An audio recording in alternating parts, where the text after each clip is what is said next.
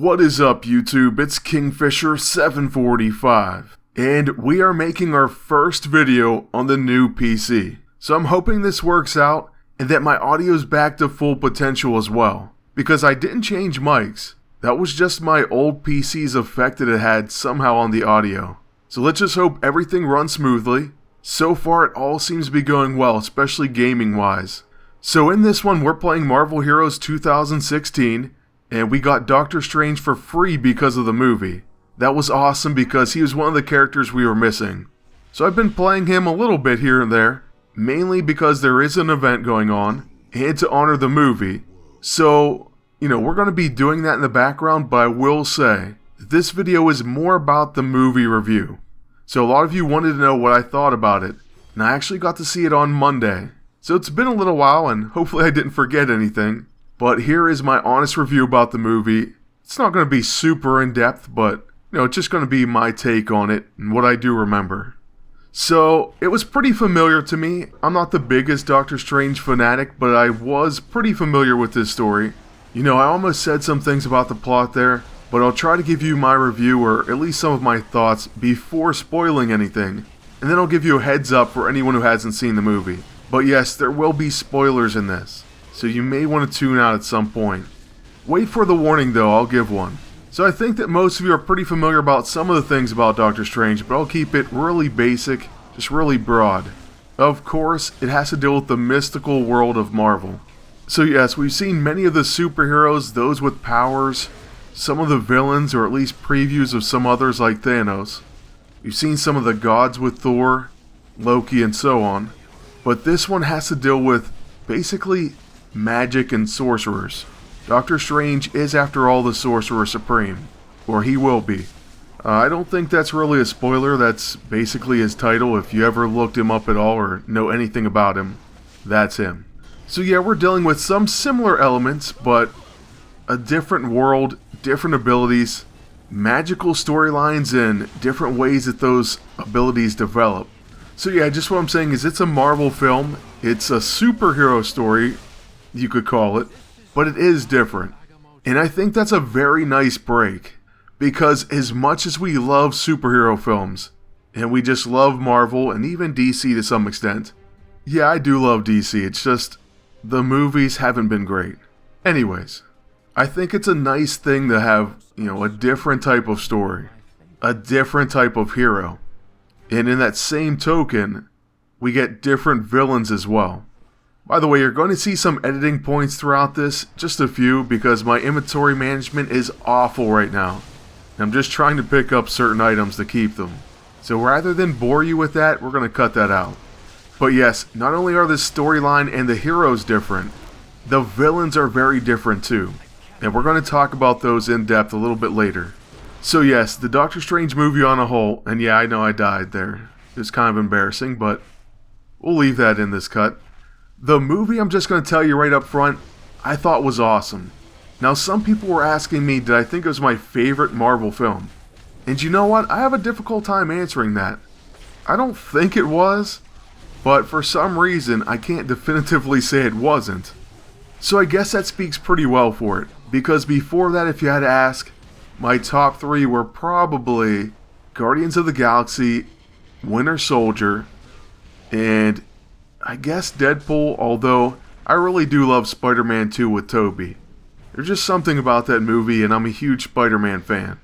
The scene where Aunt May gives him that speech about people waiting to see a hero in the rain and how they just uplift them, basically. That's one of the most touching, greatest moments along those lines in any Marvel movie yet, for me.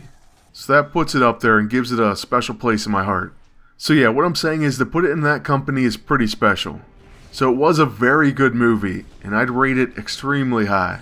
I don't know, let's say an 8 out of 10. So what was special about it is it had a pretty good storyline, it had some epic villains, it had kind of an origin for Doctor Strange's biggest villain, arguably as well. So that happens in there too. And even though it had its serious moments, and dealt with some topics that were kind of heavy, it had a lot of light moments too. That was kind of surprising. Some of the comedy elements, they were hilarious. No kidding, probably my favorite parts of the movie.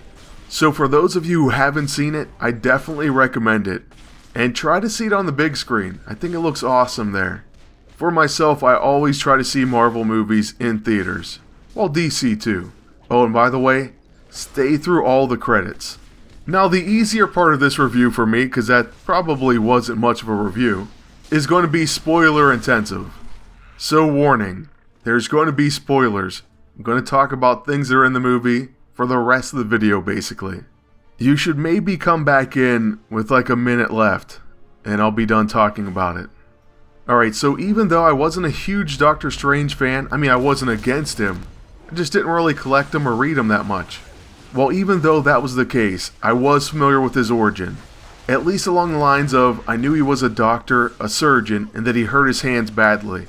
So he's pretty full of himself early on, and I knew that too. He was supposed to be pretty arrogant, at least from what I thought I remembered. Either way, I definitely think that was the right way to portray him. So here's this extremely arrogant doctor, living large, really wealthy, and he gets in a major accident. And his hands are pretty much unusable, definitely not usable for surgery.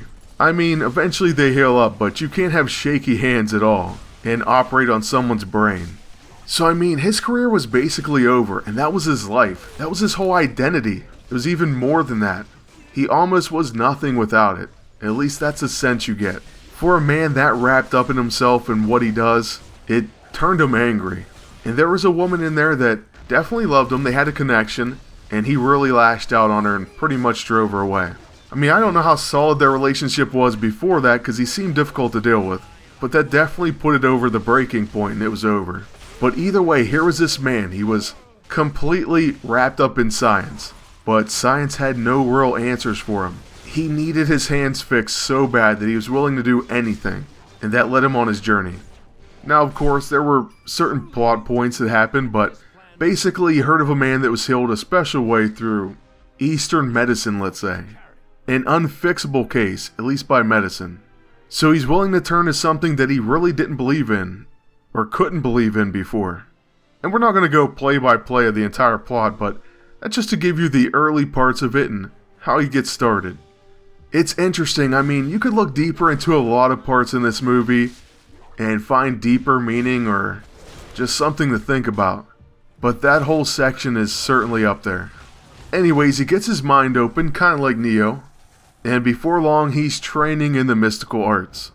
Now there's something about Stephen Strange that allows him to become really powerful pretty quickly. Now he doesn't start out that way, quite the opposite. But there is something strong in him, something that allows him to end up being really impressive in a short amount of time. Now, there's some really funny parts when his mind's getting awakened and when he's first training, but he's very persistent, definitely motivated. And like I said, just something about him enables him to be great at what he does. Another really interesting thing about when he goes over to find out about these special healing methods is he gets introduced to a character called Mordo. Now just think about that for a moment, especially if you played Marvel Avengers Alliance or read any comics relating to Doctor Strange at all. Of course, this is going to be Baron Mordo. So pretty big thing to anyone who's familiar with some of the story. The actor who played him did an excellent job, and I think they set him up as an awesome character. Someone who's very conflicted. Like, he was a great character as far as being a good guy. He did really well helping out and just kind of being a friend. So for it to go completely different later, that's definitely an interesting story twist. You get some glimpses of it throughout, like when he's reacting about the Ancient One, and then if you stay through all the credits, you're going to get a really big part of the story. So make sure you do that. I don't know why I'm holding back though, I'm already spoiling the whole story. So yeah, basically at the end, he goes and finds the guy who was healed, and he kills him. And he kind of talks about how he needs to rid the world of sorcerers. There's too much of it and it corrupts things, kind of. You know, he's definitely big on there's going to be a debt to pay later. So if you do something that's, not completely good now, or maybe borderline breaking the rules or what have you, he basically thinks it's going to come due. So I guess his philosophy is just to get rid of everyone that could break the rules, at least magically. He's a likable character though throughout the movie, so he's kind of sympathetic. It's going to be a very interesting part 2 for Doctor Strange. I assume with Mordo playing a much bigger role. Well, as far as a villain. So yeah, speaking of some of the other supporting characters before we get to the villains, the Ancient One is awesome. You just have to see some of that. First off, what she does with the buildings early on, just manipulating matter and buildings and just everything, the environment. They were incredible effects. A really cool battle just overall. And her interaction with Stephen Strange early on was just really funny. Now she was also a flawed character. You find out that she did some sketchy things to stay alive, basically to be immortal. Though we also find out that she wasn't exactly immortal. In her final scenes, her talking with Doctor Strange, that was another very deep moment in the movie. Something that really could get you thinking as well. Then there was Wong. Wong was super serious, but yet still somehow funny. And then there were some really funny parts with him later. So I love that guy too. He did an amazing job. So as far as the villains, well, Gazillion here, who we're fighting, of course he's a fantastic actor. He's been in other things. He was Hannibal on the TV show. And he was a great villain here too. He was also kind of corrupted, probably in the way that Baron Mordo is going to become. I mean, it was a little different, don't get me wrong, but he didn't exactly start out bad. In fact, I think they said he was very similar to Doctor Strange. He even said pretty much the same thing that Strange said. So also a character that, wasn't 100% evil, or at least had some backstory to him. To where he was more, human-like? I'm not sure the exact way to describe him, but you definitely got the sense that this could have been Doctor Strange. They definitely had similarities. So what did he want to do? Well, it's kind of confusing, but basically he wanted to merge with the Dark Dimension, giving everything over to Dormammu.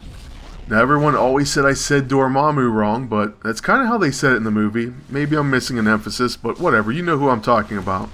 He wasn't exactly how he looks in the comic. He was more of a massive head that was constantly shifting and looking different. I guess just to show that he's a being of immense power that's otherworldly. And it was done much better than Galactus was. So I will give them credit, and I'm glad we got to see him, at least in some form.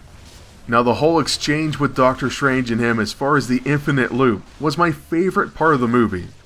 And I saw it coming, I figured it out, I was like, okay, he keeps rewinding time, so basically he's sacrificing himself over and over for eternity if he has to hold back the Dark Dimension. So it was a very epic sacrifice on Doctor Strange's part, really solidifying him as a hero. And it also made for some hilarious moments. Just great exchanges between the two. Besides that, other favorite parts would definitely include the cloak. The cloak was like a character all in itself. It was hilarious. It was slamming this guy's head off the floor. It was like pulling Doctor Strange to where it wanted him to go. It just was like an awesome character. I wish I had a cloak like that. Its scenes and then the infinite loop part were definitely my favorites of the movie. And of course, just to get back to Dormammu, he wasn't exactly obliterated or destroyed or anything crazy. They kind of came to an agreement. Doctor Strange was either going to sacrifice him for infinity, or he could go on doing something else and leave the Earth alone. So it's a pretty great resolution, and also leaves the door open for the future. Now, how could Doctor Strange rewind time and create loops? Well, Wong reveals it. He says there's an Infinity Stone. So yes, the gem was the Time Stone. And with that Time Gem, that's how Doctor Strange was able to rewind time and so on. So it all tied in very nicely with the upcoming Avengers movie, Thanos and the Infinity Gauntlet. But also they had the Eye of Agamotto in there. And I just really loved the tie-in. It made perfect sense. So by the end, Stephen Strange is looking quite a bit like the Sorcerer Supreme. Although he did put the Eye of Agamotto back. Still, he had his cloak, he was wearing it for a while. And already, in a short time, he was a really impressive sorcerer that held off Gazillion, who was definitely strong.